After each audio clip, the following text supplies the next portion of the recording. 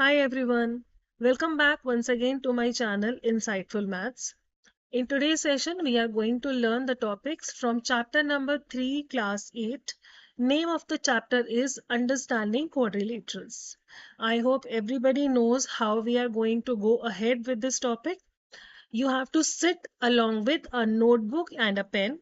Note down the important points, right? What all the topics are there in this chapter, and please try to solve the questions along with me. So this is just the introduction video in which I will cover all the topics which are there in this chapter. In the upcoming videos, I will be just doing the exercise questions of this chapter. The topics to be covered are curves, open and closed, what are polygons, convex and concave polygons, regular, irregular, what are diagonals, angle sum property, the property of sum of exterior angles, relationship between exterior and interior angles, and all other topics. Okay? So this is going to be an interesting session. I once again request, please sit along with your notebook and a pen and take a note of all the important points. Starting with the first topic, that is what is a curve, and then open and a closed curve.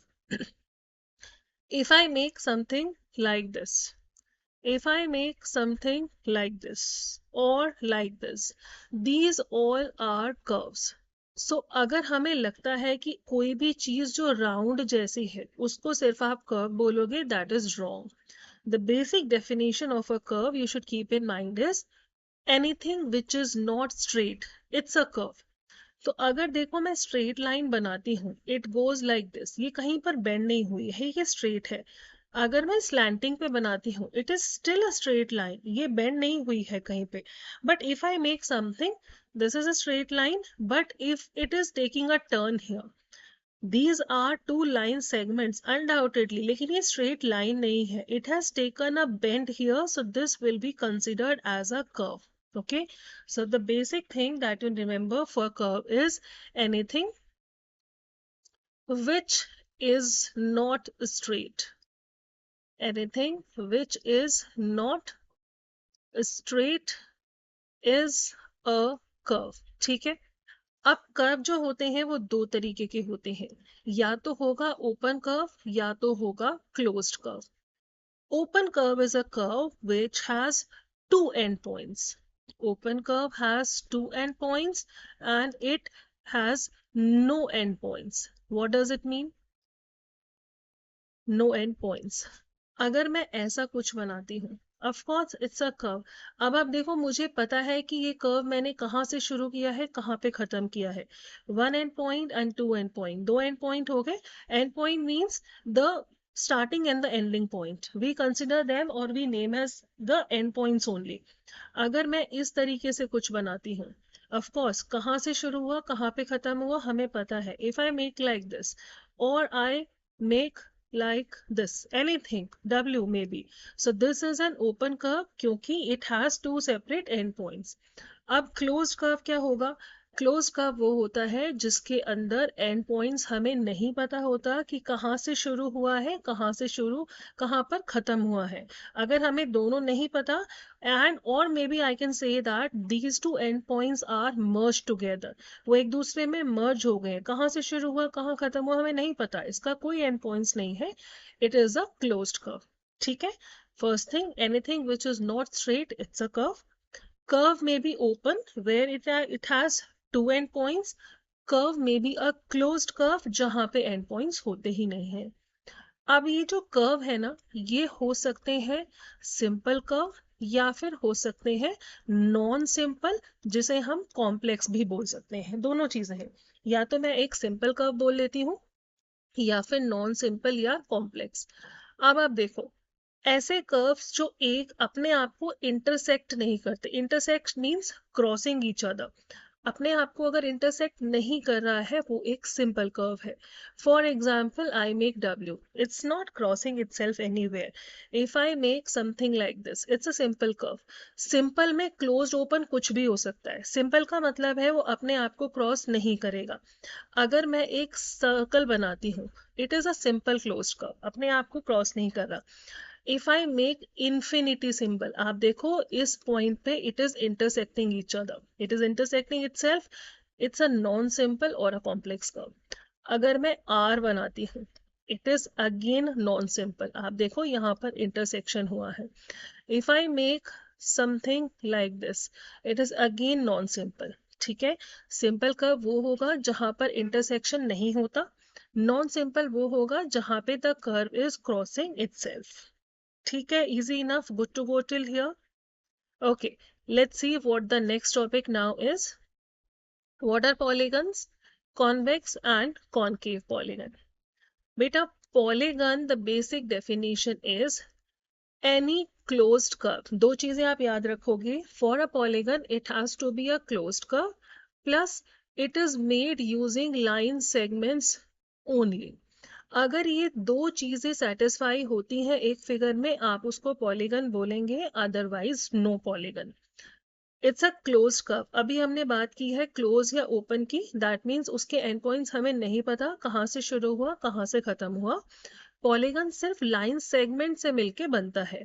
तो अब आप देखो, अगर मेरे पास एक line segment है ये रहा, दूसरा लाइन सेगमेंट है ये रहा, दो लाइन सेगमेंट को यूज करके क्या मैं इसे क्लोज कर सकती हूँ? It's an open curve. मुझे पता है one end point is here and one point is here. It's not closed, लेकिन definition says it has to be close. तो पहली चीज that you should know is, for making a polygon और for making a closed curve we should have at least 3 line segment. ठीक है, so smallest, please remember, smallest possible polygon is a triangle. ये जो हमारा triangle होता है ना, this is the smallest possible polygon. इससे कम लाइन सेगमेंट में, 3 से कम लाइन सेगमेंट में हम पॉलीगन बना ही नहीं सकते. ठीक है, अब आप देखो, अगर मैं स्क्वायर बनाती हूँ, this is 1 line segment, 2, 3 and 4. It's a closed curve, right? And it is made up of line segment. दोनों चीजें सेटिस्फाई हो रही हैं, ये भी पॉलीगन है. या फिर मान लो मैं ऐसी कुछ शेप बनाती हूँ, anything which is made up of line segments. It's a trapezium. It's a closed curve and made up of line segments. Again a polygon. अब मैं ये बनाती हूँ circle. Is it a closed curve? Yes, it is a closed curve. But is it made up of line segments? It's not made up of line segments. So circle is not a polygon. हम कैसे identify करेंगे polygon को? Close curve होना चाहिए, बिल्कुल ठीक बात है, लेकिन लाइन सेगमेंट से मिलके बना होना चाहिए. इन तीनों फिगर्स में लाइन सेगमेंट था, यहाँ लाइन सेगमेंट नहीं है. It is just a round figure, it's just a curve. तो ये जो सर्कल है ये एक पॉलीगन नहीं है. ठीक है, ये बात हुई कि what are polygons. Next we have to discuss what are concave and convex polygon. अब the convex, first of all you come across convex polygons. Convex polygon is a polygon जिसके अंदर दो चीज सेटिस्फाई होनी चाहिए. All the diagonals should be inside the figure. All the diagonals should be inside the figure. Another thing is all the interior angles separately, sum की बात नहीं कर रही हूँ, all the interior angles should be less than 180 degrees. अब आप देखो, अगर मैं इस फिगर को बोलती हूँ ABCD, that's the name. इसका डायगोनल क्या होता है? डायगोनल वो लाइन सेगमेंट होता है जो नॉन कॉन्जिक्यूटिव वर्टिसेस को ज्वाइन करता है. कॉन्जिक्यूटिव होता है एक के बाद एक. अब आप देखो, ए और बी डायरेक्टली ज्वाइन है, ए और डी डायरेक्टली ज्वाइन है, दे आर कॉन्जिक्यूटिव. तो नॉन कॉन्जिक्यूटिव क्या हुआ? जो डायरेक्टली ज्वाइन नहीं है. ए और सी डायरेक्टली ज्वाइन नहीं है, B and D they are again not join directly. अगर मैं इन दोनों को ज्वाइन कर दूं, तो ये जो ग्रीन वाली लाइन सेगमेंट आई है ना मेरे पास, ये डायगोनल है. अब आप देखो, ये दोनों diagonal are they inside the figure only, बाहर नहीं गए ना, फिगर के अंदर है. पहला criteria is satisfied. Another criteria is जितने भी इंटीरियर एंगल है वो 180 से छोटे ही होने चाहिए. 180 से छोटा एंगल या तो ऐसा दिखेगा अक्यूट एंगल, या 90 डिग्री हो सकता है, या फिर वो एट द मोस्ट ऐसा दिखेगा, बिकॉज स्ट्रेट लाइन इज 180. तो इस तरीके के एंगल, लेकिन जो 180 से बड़ा होता है ना, वो एंगल ऐसा कुछ दिखता है, लाइक दिस. रिफ्लेक्स एंगल, ठीक है, रिफ्लेक्स नहीं होना चाहिए। अब आप देखो दिस एंगल ऑब्ट्यूज है but less than 180, similar for B C and D. तो इस फिगर को आप बोलोगे कॉन्वेक्स पॉलीगन। सिमिलरली हियर अगर मैं इस स्क्वायर के डायगोनल्स ड्रॉ करती हूँ, one diagonal and two diagonal, दोनों फिगर के अंदर है, चारों कॉर्नर एंगल 90 180 से छोटे हैं। अगेन स्क्वायर ले लो, रेक्टेंगल ले लो, ये सारे के सारे क्या होते हैं, कॉन्वेक्स पॉलीगन। अब ये कॉनकेव पॉलीगन क्या है, कॉन्वेक्स हमें समझ आ गया, कॉनकेव पॉलीगन क्या होता है। आप समझ लीजिए जो कॉन्वेक्स पॉलीगन की क्राइटेरिया है ना उसका ऑपोजिट लगा लो। For a concave polygon, first criteria is at least one diagonal should be outside the figure. यहाँ पे सारे डायगोनल्स इनसाइड द फिगर थे, कॉनकेव में एटलीस्ट एक डायगोनल होना चाहिए जो आउटसाइड द फिगर है। Second very important criteria is one of the interior angle should be more than 180 degree. अभी मैंने आपको बताया मोर देन 180 डिग्री कैसा दिखता है, ये स्ट्रेट लाइन 180 है ना। तो ऐसा एंगल जो यहाँ से एक्सीड कर रहा है, मान लो चलते चलते यहाँ तक आ गया, तो ये जो इतना बड़ा एंगल बनता है ना, this angle is more than 180 और रिफ्लेक्स।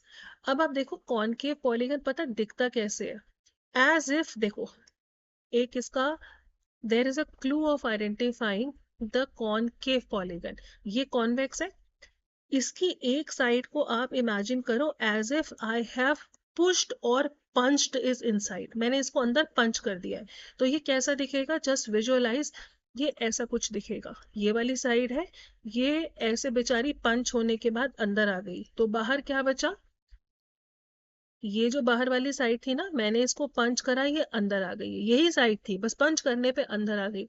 अब अंदर आने पे क्या हुआ, ये इंटीरियर एंगल देखो अक्यूट, अक्यूट 90 90, लेकिन ये जो एंगल है बेटा ये तो फिगर के अंदर ही तो बन रहा है, और आप देखो such a huge angle it is, straight line से भी ज्यादा है। This angle is a reflex angle which is more than 180 degree. तो अब ये फिगर क्या बन गई, this figure has become now a concave polygon. ये फिगर अब बन गई है कॉनकेव पॉलीगन, ठीक है, समझ आ गई बात। ओके सो, और इसका अगर आप डायगोनल्स ड्रॉ करोगे ना, तो डायगोनल्स इट्स नॉट नेसेसरी दे सारे डायगोनल्स अंदर ही आएंगे, it is 1 2 3 4 5, it has now become a pentagon, 5 line segment. तो नॉन एडजेसेंट अगर ये देखो ए बी सी डी और ई, अगर ए और बी डायरेक्टली ज्वाइन है, ए और डी डायरेक्टली ज्वाइन नहीं है, ए और सी भी डायरेक्टली ज्वाइन नहीं है ना, ए और सी अब डायरेक्टली ज्वाइन नहीं है। अगर मैं ए और सी को अब ज्वाइन करूं, please have a look, if I join A and C, this is a diagonal now in this case, ये साइड नहीं बचा, ए और बी साइड है, बी और सी साइड है, ए और सी डायरेक्टली ज्वाइन नहीं है। अगर मैं ए और सी को कनेक्ट कर दूं, it is a diagonal, is it lying outside the figure, है ना, फिगर के बाहर है, this is a concave polygon. I'll give you few more figures, you can easily identify ये कॉनकेव है या कॉन्वेक्स है। आप एक सीधी सी चीज याद रखना कि अंदर की तरफ जहां जिस फिगर में भी पंच होगा ना, that will be a concave polygon, ठीक है, that will be a concave polygon. Alright, अभी इन तीन फिगर की बात करते हैं, इफ दीज आर कॉनकेव और कॉन्वेक्स, ठीक है। सारे के सारे इंटीरियर एंगल 1 2 3 4, चारों एंगल लेस देन 180, एक क्राइटेरिया सेटिस्फाइड। अगर मैं इसके दो डायगोनल बनाती हूँ, दोनों डायगोनल इनसाइड द फिगर, ठीक है। सो ये क्या बन गया, this figure is a convex polygon. यहाँ पे आप पहले वर्टिसेस को मार्क कर दो, A B C and D, 1 2 3 4, 4 line segment है, it's a quadrilateral. Similarly for this figure 1 2 3 4 line segment है, इट्स अ क्वाड्रिलेटरल। ये अंदर की तरफ पंच हो रखा है ना, आप देखो एक angle is there, such a huge angle which is more than 180, तो ये क्या बन गया है, this has now become a concave polygon. Similar goes for this one, ठीक है। So I hope this topic till here concave convex is understood. Diagonals मैंने आपको अभी अभी बताया। अब हम बात करते हैं रेगुलर और इरेगुलर पॉलीगन्स की। अब रेगुलर पॉलीगन्स वो होते हैं regular and irregular. Regular polygons are those wherein all the sides and all the angles are equal. So opposite should be irregular. All the sides are not. हो सकता है दो side equal हो लेकिन सारी साइड इक्वल नहीं होती. All angles are not equal. ठीक है, तो इरेगुलर में सारी साइड सारे एंगल जरूरी नहीं है इक्वल हो. रेगुलर में it is a necessity thing that all the sides, all the angles will be equal. तो अगर मैं आपसे पूछूं, tell me the name of a regular polygon with three sides. Polygon with three sides कैसे बनता है? It's a triangle. अगर ये रेगुलर है, रेगुलर का क्या मतलब है हमने अभी अभी समझा, ये तीनों साइड भी इक्वल है, इसके तीनों एंगल भी इक्वल है. So what is the name of this figure? This is known as equilateral triangle. Equilateral triangle हो गया. अब मैं आपसे पूछती हूँ, what is the name of a regular polygon which is made up of four line segments. Four line segment से ये बन के बना होता है ना, चारों साइड इक्वल एंड चारों angle equal. What is the name of this figure? That's correct. This is a square. Equilateral triangle हो गया, स्क्वायर हो गया. इसके अलावा अगर मान लो मैं एक सिक्स साइड्स पॉलीगन की बात करती हूँ जिसमें सारी साइड सारे एंगल इक्वल है, बस आप उसके नाम के साथ रेगुलर अटैच कर दोगे. 1 2 3 4 5 6. अगर इसमें सिक्स साइड्स है इसको आप हेक्सागन बोलोगे. अगर सारे साइड सारे एंगल इक्वल है then it will just be known as a regular hexagon. 5 side regular pentagon, 8 side regular octagon. ठीक है, 3 साइड का regular polygon is equilateral triangle, 4 sides का it's a square, and for 6 sides it's a regular hexagon, and accordingly basis the number of side you can name it. Okay, moving on to now one of the most important properties, angle sum property and sum of exterior angles property. हमने junior classes में class 7 में एक angle sum property पढ़ा था, that the sum of all the interior angles of a triangle is it equal to 180, है ना, हमने ये पढ़ा था. Now we have a formula. अगर मेरे पास कोई भी पॉलीगन है जिसमें n साइड्स होती हैं, कोई भी पॉलीगन जिसके अंदर n साइड्स है, the sum of all the interior angles is equal to, जितनी नंबर ऑफ साइड है उसमें से 2 माइनस करो and multiply by 180 degree. The sum of all the interior angles of any polygon which has n sides is n minus 2 into 180. अब आप देखो, for n equal to 3 triangle के लिए 3 minus 2 into 180, 3 minus 2 is 1 and 1 into 180 is it equal to 180 degree. ये tally हो गया in case of a triangle. अगर n की वैल्यू 4 है, मान लो स्क्वायर है या रेक्टेंगल है, सो 4 minus 2 into 180, 2 into 180 that is equal to 360 degrees. सो किसी भी क्वाड्रिलेटरल का, क्वाड्रिलेटरल मतलब 4 साइड का पॉलीगन, चारों एंगल का सम हमेशा इंटीरियर एंगल का सम विल बी 360. अब आप देखो ये आया कहाँ से. I just make a figure, you will be able to understand ये प्रॉपर्टी या ये फॉर्मूला आया कहाँ से. ओके, हमें ये तो पता है ना, the sum of all the three angles of a triangle is 180. अब हम क्या करते हैं, कोई भी एक पॉलीगन है उसे ट्राइंगल्स में स्प्लिट करके देखते हैं. इन दोनों को मैंने ज्वाइन किया, एक ट्राइंगल आया, इसको मैंने ज्वाइन कर दिया, बस और ज्वाइन नहीं कर सकती. So what have I got? एक ट्राइंगल, दो ट्राइंगल, तीन ट्राइंगल. अगर ये तीन ट्राइंगल है, इन तीनों का सम 180 180 180, सो 180 इज रिपीटेड 3 टाइम्स. अब मैं फॉर्मूला देखती हूँ, कितनी साइड्स है इस पॉलीगन में. अंदर डायगोनल्स की बात नहीं कर रही हूँ मैं, साइड्स की बात कर रही हूँ. 1 2 3 4 एंड 5. फॉर्मूला में डालो, 5 minus 2 into 180 is it equal to 3 into 180 only. ये तो मैच कर रहा है. ठीक है, this is the logic. How do we say that n minus 2 into 180, that is the sum of all the interior angles of any polygon which has n sides. ये बात हुई the sum of all the interior angles. Now next thing is the sum of all the exterior angles of any polygon that is always equal to 360. इसमें number of side का कोई लेना देना नहीं है. अगर मुझे सारे एक्सटीरियर एंगल्स का किसी भी पॉलीगन का सम चाहिए वो हमेशा 360 डिग्री होगा, चाहे उसमें 3 साइड हो, 4 साइड हो, 5 साइड हो, 10 साइड हो. अब आप आइडेंटिफाई करना सीखो एक्सटीरियर एंगल हम बोलते किसको है. You might already be knowing, just maybe as a recap. If I have a triangle ABC and I make these angles, this, this and this, 1, 2 and 3. ये जो 1 2 3 है ना, ये फिगर के अंदर है. These are the interior angles. अब मैं क्या करती हूँ, जितने इंटीरियर एंगल होते हैं ना उतने ही एक्सटीरियर एंगल होते हैं. अब मैं एक एक करके इन तीनों साइड को एक्सटेंड करती हूँ. फर्स्ट साइड को मैंने बढ़ाया.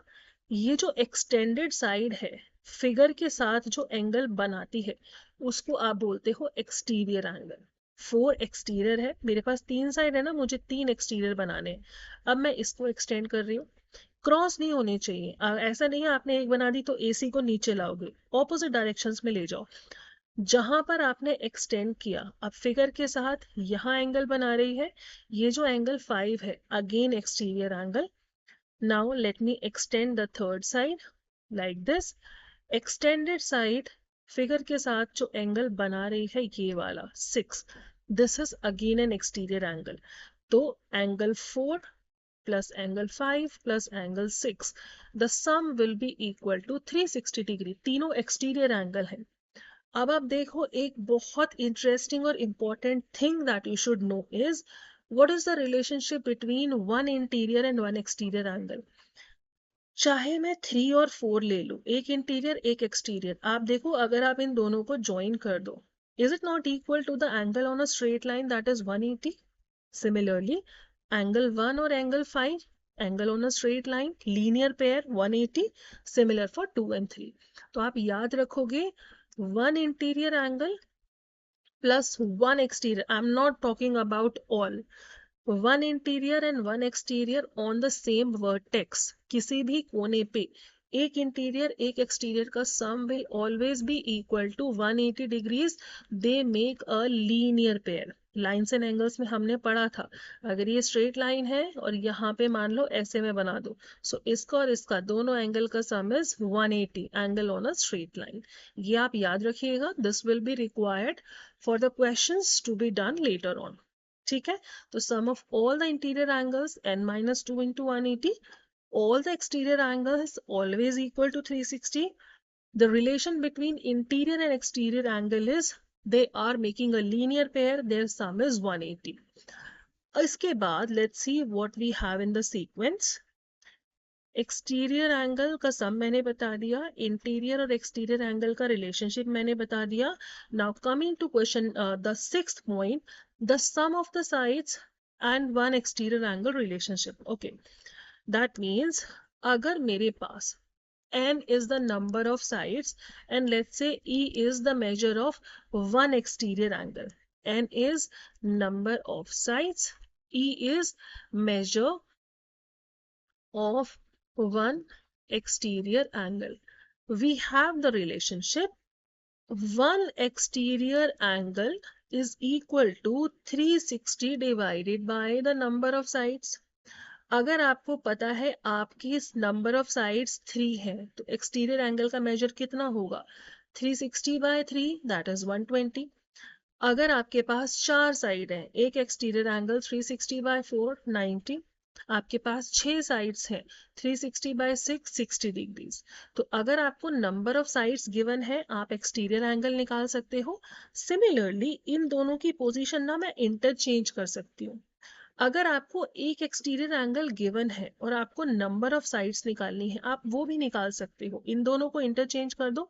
Number of sides is equal to 360 degree divided by one exterior angle.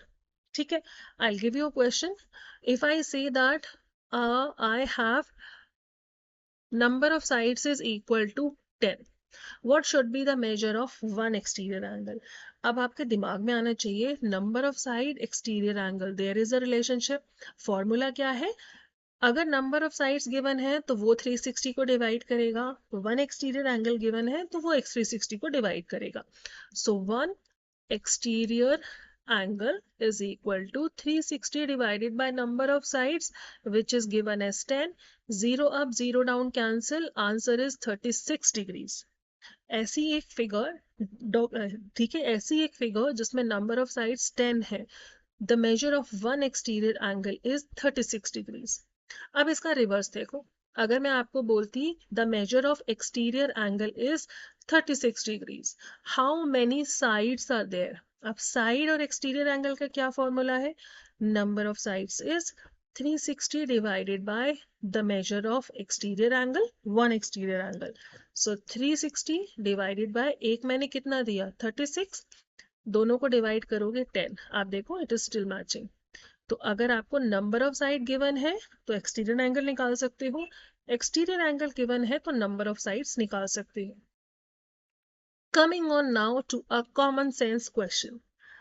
बेटा अगर मैं आपको बोलती हूँ एक ऐसा पॉलीगन बनाओ जिसमें 3.5 साइड्स हो, है ना? अब 3.5 साइड का पॉलीगन कैसे बनेगा? It has to be a natural number and that too more than 3. Polygon 3 से कम साइड में तो नहीं बनता है.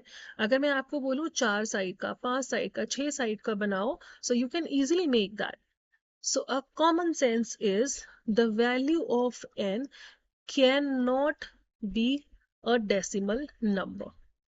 ठीक है, the value of n can not be a decimal number. हम n की वैल्यू कैसे निकाल रहे हैं? अभी जो प्रीवियस फॉर्मूला था, n is equal to 360 degree divided by the exterior angle, one exterior angle. आपको क्वेश्चन आ सकता है कि आपका एक्सटीरियर एंगल है 20 डिग्रीज, क्या ऐसा पॉलीगन पॉसिबल है? अब मुझे क्या पता पॉसिबल है या नहीं है. Let us apply this logic. Number of sides अगर मोर देन 3 आती है और it is not a decimal number, ऐसा पॉलीगन पॉसिबल है. तो आप क्या करोगे?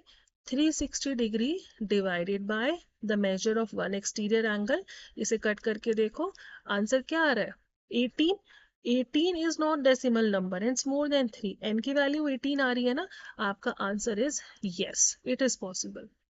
तो क्वेश्चन क्या है now?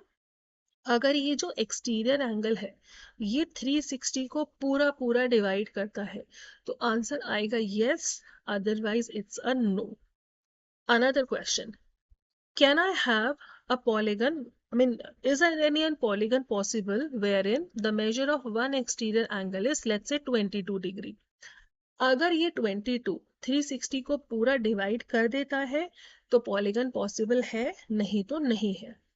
Let's see what the value of n is coming. 360 by 22. Let me simplify it here. 180 upon 11. अब मैं 180 को 11 से डिवाइड करके देखती हूँ. 11 into 1 is 11. Difference 7, 0. 11 into 6 is 66.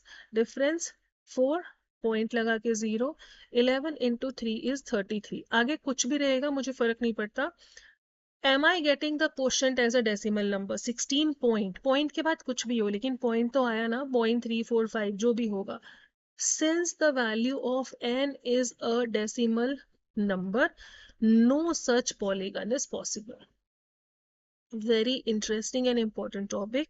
समझ आया? अगर n की वैल्यू एक डेसिमल नंबर आता है ऐसा पॉलीगन पॉसिबल नहीं है. So you can straight away से no such polygon is possible because n the number of sides can not be a decimal number.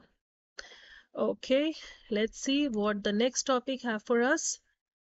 ये रिलेशनशिप मैंने आपको बताया. Now the quadrilateral, kinds of quadrilateral and elements of a parallelogram. पहले elements discuss कर लेते हैं, उसके बाद हम प्रॉपर्टीज डिस्कस करेंगे. मान लो मेरे पास ये एक पैरेललोग्राम है, ठीक है. Let me just name it. This is A, B, C and D. पहली चीज हम देखते हैं opposite sides, adjacent sides, opposite angles and adjacent angles. ये चार चीजें पहले हमें पता होनी चाहिए. ऑपोजिट का मतलब होता है एनीथिंग जैसे कि me and you this time we are sitting opposite to each other, आमने सामने, है ना. So anything which is directly joined, that is an adjacent. Opposite is which is not directly joined. For example, अगर मैं opposite sides की बात करती हूँ, CD और AB एक दूसरे के आमने सामने हैं, they are not directly joined. C, D and A, B, they are opposite sides. Similarly, AD और BC आमने सामने है ना, they are not directly joined, they are opposite side. तो adjacent side क्या होता है? Adjacent side वो साइड होती है जो डायरेक्टली आपस में ज्वाइंट होती है, जैसे AD और CD आपस में पहले से ही ज्वाइंट है ना, ये दोनों adjacent है. CD और BC ये दोनों ज्वाइंट है, adjacent है. Similarly ABBC adjacent, ADAB adjacent. जो आपस में पहले से ही जुड़ी हुई है उन्हें आप एडजेसेंट बोलोगे, जो जुड़ी हुई नहीं है आमने सामने है वो है ऑपोजिट. ठीक है, so let me just right the example of adjacent sides also here. I am writing one pair AD and CD. देखो दोनों में D और D एक वर्टेक्स कॉमन होनी चाहिए, ये हो गई एडजेसेंट. ऑपोजिट एंगल वो एंगल होते हैं जो एक ही लाइन सेगमेंट के एंड पॉइंट पर नहीं होते, जैसे मान लो C और D ये दोनों आपस में जुड़े हुए हैं इस लाइन सेगमेंट से, दोनों एक ही लाइन सेगमेंट के एंड पॉइंट है ना, these are adjacent. Angle C, angle D. अब आप देखो C और B पहले से ही जुड़े हुए हैं, तो C और B ये दोनों भी एडजेसेंट एंगल्स हैं. A or B directly joined, so angle A and angle B again adjacent. Similarly angle A and angle D ये भी adjacent है, जो डायरेक्टली जुड़े हुए हैं एक लाइन सेगमेंट से. तो जो डायरेक्टली ज्वाइंट नहीं है वो ऑपोजिट होंगे, जो डायगनल्स के कॉर्नर्स पे बनते हैं, end points of diagonals. B और D they are opposite angles, A और C they are opposite angles. समझ आई? एक ही लाइन सेगमेंट के एंड पॉइंट्स पे जो एंगल है उन्हें आप बोलोगे एडजेसेंट एंगल्स, जो डायगोनल्स के एंड पॉइंट्स में है उन्हें आप बोल सकते हो ऑपोजिट एंगल्स. क्लियर हो गई यहाँ तक? अब हम आगे चलते हैं different kind of quadrilaterals. Let me just show this figure to you for making you understand. सबसे पहले हम समझ लेते हैं क्वाड्रिलेटरल क्या होता है. What is a quadrilateral? Quadrilateral पहली चीज, it's a polygon. Polygon means it's a closed curve which is made up of line segments. ठीक है, ये लेकिन ऐसा पॉलीगन होता है जिसमें सिर्फ चार साइड होती हैं. तो कोई भी चार साइड का पॉलीगन इज अ क्वाड्रिलेटरल.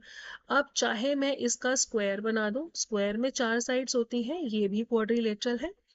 चाहे मैं इस तरीके की फिगर बना दूं पैरेललोग्राम, इसमें भी चार साइड है, क्लोज कर्व है, पॉलीगन है, this is again a quadrilateral. अगर मैं ऐसे रोम्बस बना दूं, इसमें भी चार लाइन सेगमेंट्स है and it's a closed, it is again a quadrilateral. चाहे मैं एक काइट बना दूं, ये भी क्वाड्रिलेटरल है. अगर मैं ट्रेपीजियम बना दूं, ये भी क्वाड्रिलेटरल है. तो देखो सब में कॉमनैलिटी क्या है, सारे के सारे पॉलीगन है. That means they are closed, they are made of line segments, और इन चारों में there are four line segments, चार साइड है. ठीक है, सो ऐसी कोई भी क्लोज कर्व, ऐसा पॉलीगन जिसमें चार लाइन सेगमेंट्स होते हैं उसे हम क्वाड्रिलेटरल बोलते हैं. ठीक है, ओके. अब इन क्वाड्रिलेटरल की ना कुछ प्रॉपर्टीज होती है, that I will be discussing one by one. सबसे पहले डायगोनल्स का मैं अलग से डिस्कस करती हूँ. सबसे पहले हम उन फिगर्स पे आ जाते हैं जो हम ऑलरेडी जानते हैं. Let me first take the square, four sided regular polygon. ठीक है जी, ये एक स्क्वायर है. First property, all sides equal, ये हमें पहले से ही पता है, इसकी एक दो तीन चार सारी साइड इक्वल होती हैं. Another thing, all angles equal to 90 degree, इसके जो ये चारों कॉर्नर एंगल है चारों इक्वल होते हैं and the measure is 90 degree. Another important thing is इसके जो डायगोनल्स होते हैं, ये रहा डायगोनल, डायगोनल बेटा, they are perpendicular bisector of each other. Very important, please understand, they are perpendicular bisector of each other and of course they are equal in length. अगर मैं इसको A B C D mark करती हूँ, पहली चीज A C की length और B D की लेंथ दोनों इक्वल है। ये जिस पॉइंट पे कट करते हैं ना उसे हम बोलते हैं पॉइंट ऑफ इंटरसेक्शन ओ। जिस पॉइंट पे ये कट करेंगे ना यहाँ पे 90 डिग्री का एंगल बनता है। They are perpendicular to each other. Bisect का मतलब होता है जिस पॉइंट पे ये क्रॉस करेंगे ना वहां पे दे ब्रेक इनटू हाफ। इसका मतलब ओ ए ये वाला हाफ एंड ओ सी ये वाला half it will be equal. Similarly, OD ये वाला half and OB ये वाला half it will also be equal. ठीक है? A square has four equal sides, four equal angles, and the diagonals are perpendicular bisector of each other, and of course they are equal in length. ठीक? Let's come to the second figure now, which you are again familiar with. What is the name of this figure? This is again a rectangle. Rectangle में क्या property होती है? Opposite side. अभी अभी मैंने बताया था ऑपोजिट क्या होता है, जो डायरेक्टली ज्वाइन नहीं है। ये साइड और ये side, opposite sides are equal and parallel. ठीक है?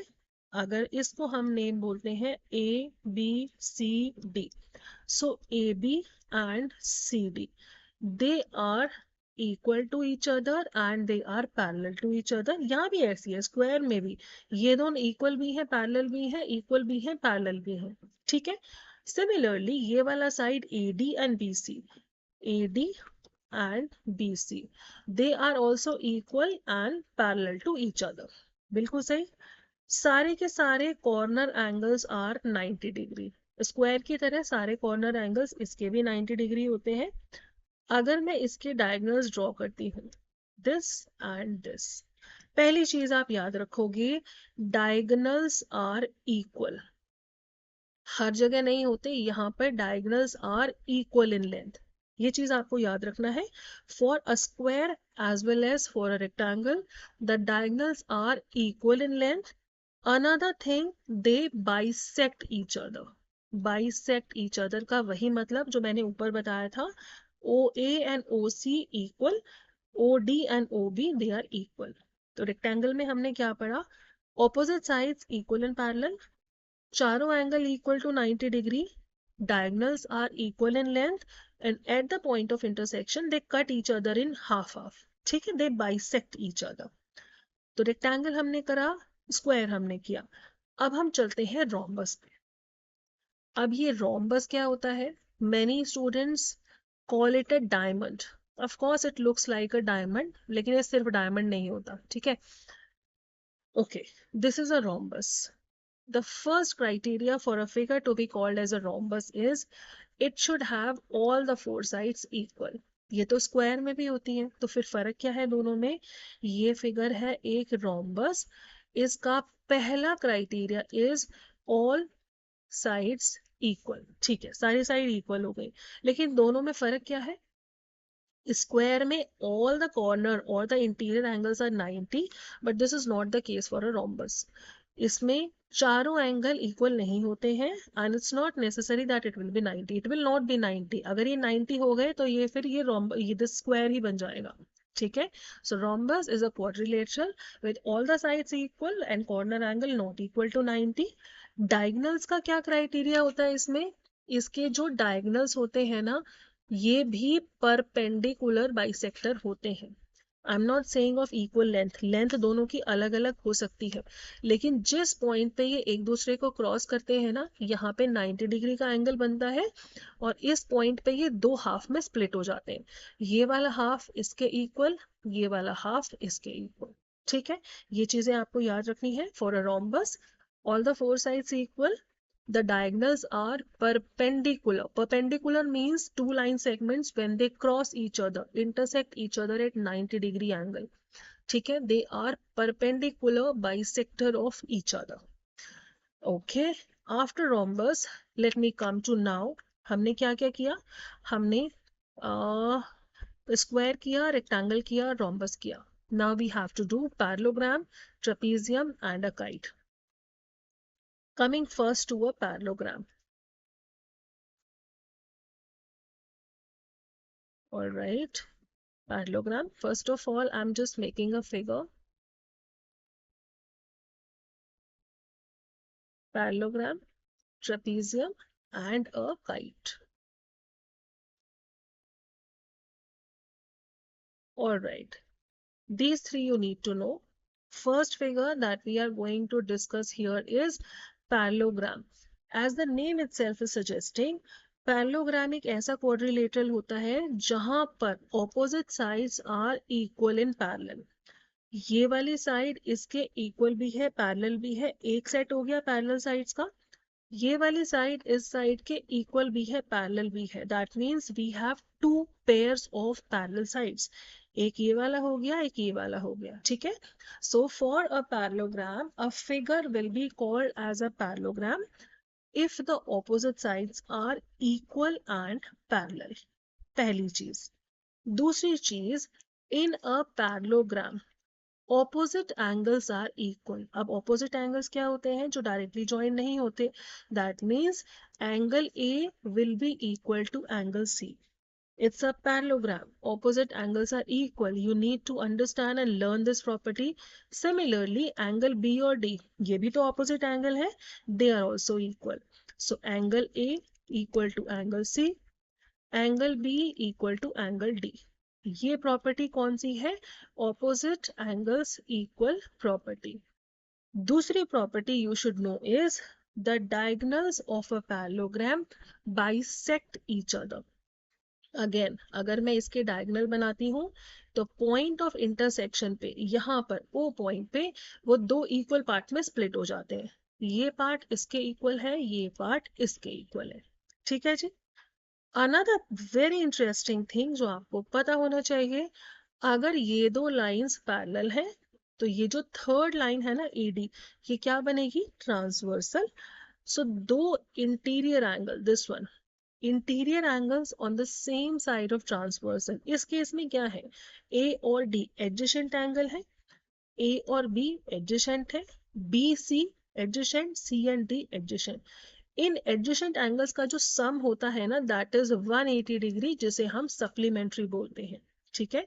So next property for a parallelogram is adjacent angles are supplementary. That means angle A plus angle B, चाहे मैं A और B ले लूं या फिर मैं B और C ले लूं, या फिर I take C and D, या फिर मैं ले लूं angle A plus angle D, जो डायरेक्टली कनेक्टेड है, डायरेक्टली जुड़े हुए हैं, एडजेसेंट एंगल्स हैं. इन एडजेसेंट एंगल्स का सम सेपरेटली विल बी 180. दोनों का 180 180 180 180 लाइक दिस. ठीक है. Opposite angles are equal, adjacent angles are supplementary. Moving now to a trapezium. Trapezium को हम ट्रापीजोइड भी बोलते हैं. अगर ABCD एक ट्रेपीजियम है, इस फिगर को मैं ट्रेपीजियम क्यों बोलूं? The property for a figure to be called as a trapezium is it has one pair of parallel sides. This is a symbol of parallel, 11 जैसा जो दिखता है. ठीक है. ट्रेपीजियम एक फिगर को हम तब बोलते हैं when it has only one pair of parallel sides. अब आप देखो CD और AB, they are parallel to each other. Parallel का मतलब लेंथ में इक्वल होना नहीं होता. अगर मैं ये लाइन और ऐसे बना दूं, ये अभी भी पैरेलल है. पैरेलल का मतलब होता है the distance between them should remain the same, they should never meet each other. मैं इन लाइंस को कितना भी एक्सटेंड कर लूं, ABCD will not be matching each other, they will not be meeting each other ever. ठीक है. ये पैरेलल है. लेकिन AD और CB ये तो पैरेलल नहीं है. ठीक है. So a trapezium has only one pair of parallel sides. इसके भी जो डायगोनल होते हैं they just intersect each other. Bisect वाली, परपेंडिकुलर वाली, उसमें कोई प्रॉपर्टी नहीं होती. So you need not to know this for a trapezium. आप इतना याद रखो, एक फिगर को हम ट्रेपीजियम तब कहते हैं when it has just one pair of parallel sides. Moving now to the last figure which is a kite. ABCD ये क्वाड्रिलेटरल है क्योंकि इसमें चार साइड है. हम इसे काइट तब बुलाएंगे, in a figure will be called as a kite if we have two different pairs of consecutive side. Consecutive कौन सी होती हैं? जो एक के बाद एक होती हैं. AB और AD कॉन्जिक्यूटिव, एक के बाद एक, BC एंड CD कॉन्जिक्यूटिव, एक के बाद एक. So we have two different pair. एक पेयर हो गया ABAD का, एक पेयर हो गया BCCD का. These pairs are equal in length. So we have two different pairs of consecutive sides which are equal in length. पहली चीज. उसके अलावा इसके जो डायगनल्स होते हैं वो भी परपेंडिकुलर होते हैं. लेकिन यहाँ पे एक चीज आप ध्यान दो, ये एक ही डायगनल बाइसेक्ट हो रहा है. बाइसेक्ट का मतलब होता है स्प्लिटिंग इन टू पार्ट्स. तो ये वाला जो डायगनल है, जो देखो इन छोटी वाली साइड्स को ज्वाइन कर रहा है, स्मॉलर साइड्स को जो ज्वाइन कर रहा है, this is getting bisected. BO और OD ये तो इक्वल है, लेकिन आप खुद देख सकते हो OA और OC, OA छोटा है, OC बड़ा है, ठीक है. तो ऐसा वाला डायगोनल जो एक छोटी और एक बड़ी वाली साइड को ज्वाइन करता है वो स्प्लिट नहीं होता दो में, वो बाइसेक्ट नहीं होता. सो BD smaller one which joins two smaller sides, it is getting bisected and of course they are perpendicular to each other. इसके जो डायगनल्स होते हैं वो एक दूसरे के परपेंडिकुलर होते हैं. One of the diagonal gets bisected. Another very important thing is one pair of angles, opposite angles is equal. ये वाला जो छोटा वाला और लंबी वाली साइड के बीच में बन रहा है एक ये एंगल, सिमिलरली छोटे वाला और बड़े वाला साइड के बीच में जो बन रहा है ये angle, angle B is equal to angle D. लेकिन एंगल A और एंगल C इक्वल नहीं होते, सिर्फ B और D कैसे बन रहा है, एक स्मॉल एक लॉन्ग, एक स्मॉल एक लॉन्ग. ये वाले एंगल्स B और D इक्वल है, A और C इक्वल नहीं है, ठीक है. So this is all about the topics which we have in this chapter. हमने सारे टॉपिक, सारे प्रॉपर्टीज कवर कर ली. In the next video, I'm going to do the questions from the exercise that will give you the more clarity. So please keep watching and don't forget to like and subscribe to my channel. Thank you so much and take care.